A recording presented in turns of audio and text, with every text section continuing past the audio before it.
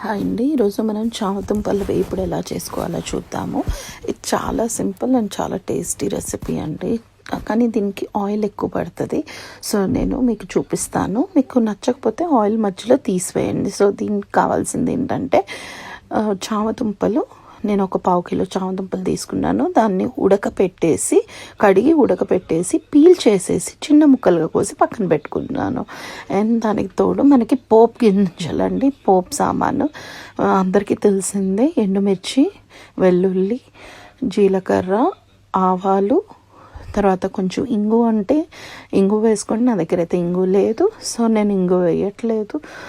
And కరివేపాకు, శనగపప్పు, మినప్పప్పు అండ్ పసుపు కలిపేసి నేను ఇందులో తాలింపులో వేసానండి.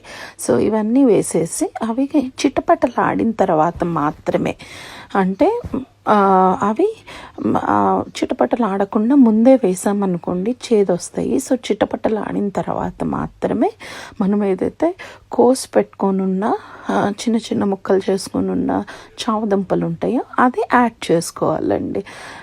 ఈ వంట అంతా మనము మీడియం టు లో ఫ్లేమ్లో చేసుకుంటాము, మాడిపోకుండా.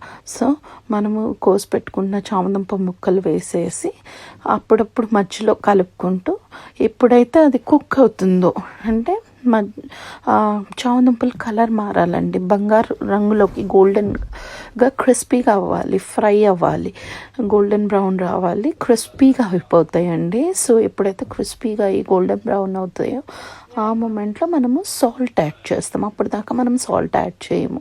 సో సాల్ట్ యాడ్ చేసేసి తర్వాత మనకి తగినంత కారం, మన స్పైసెస్ని బట్టి కారం యాడ్ చేసుకోవాలండి. సో నేను అయితే ఇక్కడ ఒక 1/2 to 1 టీ స్పూన్ వరకు నేను చిల్లీ పౌడర్ యాడ్ చేశానండి.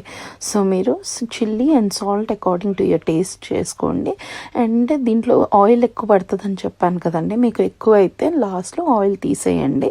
అండ్ ఇది చాలా బాగుంటుంది సైడ్ డిష్గా, పప్పుచారుతో అండ్ ఉట్టి వైట్ రైస్తో కూడా. సో మీరు ఒక్కసారి ఇలా ట్రై చేయండి. Hope you like my videos. Thanks for watching.